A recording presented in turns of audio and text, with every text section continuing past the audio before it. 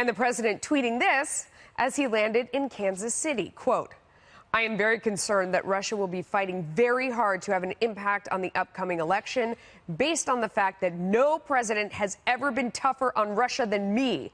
They will be pushing very hard for the Democrats. They definitely don't want Trump."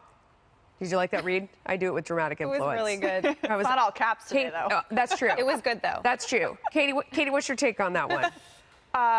Subtle? Subtle? Very subtle. Subtle? I have no idea where he's going with that, as you were saying. Look, the Russians' goal is not necessarily to elect one party or the other. It's to get us fighting with each other, which they've been very successful They were at doing awesome at that. For the past 2 years, yes. So, I think he's just throwing that out there to say, look, I'm concerned about Russian meddling. And by the way, they want to elect Democrats because I have a strong record on Russia. So However, there's a record here in the current record. If you look at the number of sanctions, not what the tweeting or what the claims are, you go down the checklist. Access to banking for certain individuals and institutions. You go to various people that have been sanctioned, diplomats that have been kicked out. You go to other sanctions that have a secondary effect on Russia. The Trump administration has actually done a significant amount of work. The problem is we can't get out of this collusion argument in the public. And like Trey Gowdy just said to Adam Schiff in response to him, where is the evidence, essentially, paraphrasing? He's seen no evidence. Well, and Democrats only started caring about Russia when Donald Trump won the election. They didn't care about, like, the Obama administration ignored what they were doing. They ignored the intelligence. They made fun of Mitt Romney. The 80s just called, they want your policy back. The whole media complex made fun of Mitt Romney for even bringing it up as a threat. So it's interesting now that they all of a sudden care about it. What we got from President Obama, remember, after it was revealed that the Russians were trying to interfere in the election, he looked at Vladimir Putin as in a sideline meeting and said, "Cut it out." So that's what we got. That's what we got. To be fair, and I think Marie can speak to this point. Cut it out from Obama. To be fair, the president keeps getting in his own way on this. I mean, talking about trolling, he himself gets trolled by the fact that one day he says, you know, the Russians interfered.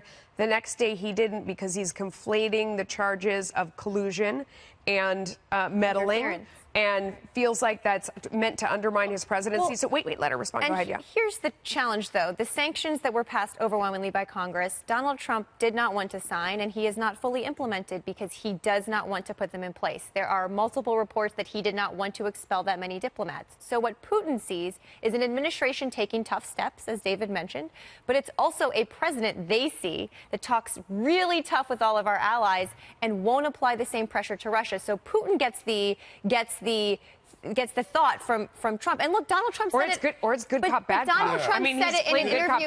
In the interview with Tucker Carlson last week, Donald Trump basically said, why would we go to war over Montenegro? That cuts so fundamentally at the heart of why NATO's around, and that is music to Putin's ears. So I don't think Putin thinks Donald Trump is going to expend U.S. resources for Latvia or for Montenegro, or if Russia pushes further into Ukraine. To your point, I want to highlight this, that all Russia wants to do is disrupt the United States of America and create an uproar and destroy any unity that might still exist. And I'll point to two things. There was a Microsoft executive at the Aspen Security Forum earlier this week who said that Russia has tried to already hack 3 congressional candidates during the midterm election season. I don't think they revealed the candidates' names or the parties involved. Wall Street Journal today that the Homeland Security officials have said Russian hackers reached U.S. utility control rooms. Blackouts could have been caused after networks of trusted vendors were easily penetrated. That's what they're up to. They want to destroy the United States, and we need to have a much more united front on this. Do you think the president has a strategy in place to counter that? Because we've heard reports that he doesn't. Well, actually, the Pentagon is now in charge. Well, they did roll out a strategy last week. Well, they moved Cyber Command under the Pentagon into an active command about 2 months ago, number one.